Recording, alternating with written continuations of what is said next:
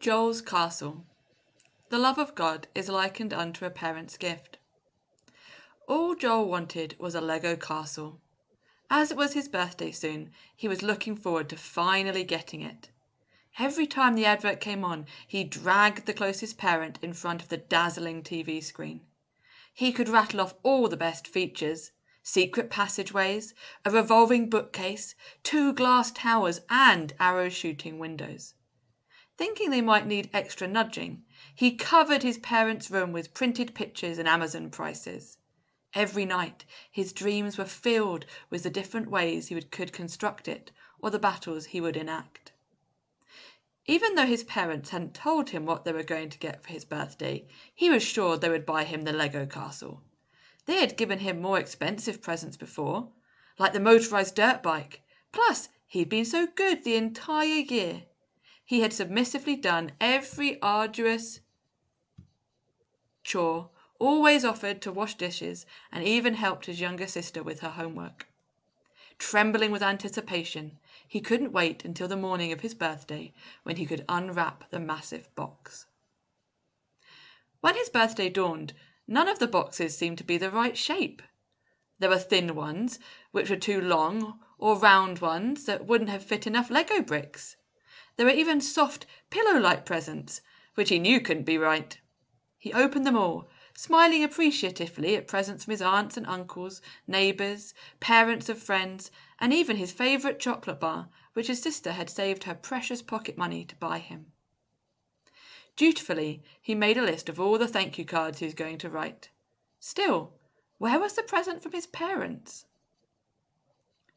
When the floor was strewn with stripy, Batman, and dragon wrapping paper, his parents led him into the dining room, where there was a huge object in the corner, covered by a black plastic sheet. What could that be? With gentle pushes, Joel's parents encouraged him to go over and see for himself. It did not look like a Lego castle, unless perhaps it had already been built, which would have ruined half the fun. Hesitantly, Joel slipped the cover off to reveal a mahogany standing piano. He was very confused. No one in the family played piano.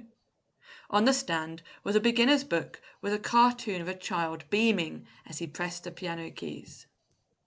His parents told him they had paid for some lessons as well. Joel was upset. This was not what he had asked for. What had he done wrong? Wasn't he good enough? Hadn't his requests been sufficiently explicit? Clearly they had the money to buy the Lego castle, as the piano was much more expensive. They had simply chosen not to listen to him. What was the point in talking to people who showed no signs of paying attention? Joel sulked in his bedroom all day and wouldn't even come down for his birthday cake. He told his parents that he did not want to see his friends, choosing to stay in his room and play with a Lego train, all the time conscious of how inferior it was compared to the castle. Joel refused to play the piano. He wouldn't tap a single key. He hoped that if the piano remained untouched, his parents would be forced to return it and give him the Lego castle instead. Surely he could bring them round to his way of thinking. A few months later, his little sister started to play about with the neglected piano. She wasn't able to follow the book, but she had fun hearing what different notes sounded like. Joel did not like this at all. He may hate the piano, but it was his piano, and the only present his parents had given him that year. So one day, before anyone else had woken up, Joel snuck down and tentatively pressed some of the keys. By the time his parents appeared to make breakfast, he had worked out how to play Twinkle, Twinkle, Little Star himself. Joel took the lessons, delighting in playing different pieces of music. He got on well with his teacher and progressed fast. In record time, he had passed his grade 1 with a distinction. Joel was really proud of himself. As soon as he got his result, he threw himself into trying to work out the grade 2 pieces. Later that week, as he practiced some of the new scales, his parents sidled into the room. They carried a big box between them, which was the size and shape that Joel had once dreamt about. He was surprised. They said it was for him. Joel opened it and found the Lego castle he had always wanted. Immediately, he took it upstairs and began constructing it. Joel spent 2 weeks building the Lego castle, which only took so long because he spent hours on the piano as well.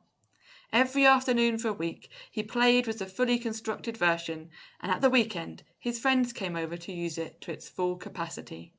They had great fun. By his next birthday, Joel had stopped playing with the Lego castle, and it sat in the corner of his room, hoping he might play with it the next Christmas. However, his life was filled with grades, concerts, and compositions. Nothing brought him more joy than his own family gathering around the mahogany piano while he played. As he grew up, their faces changed, but the warm feeling never dimmed. While the Lego castle was eventually given away, Joel used his piano throughout his life.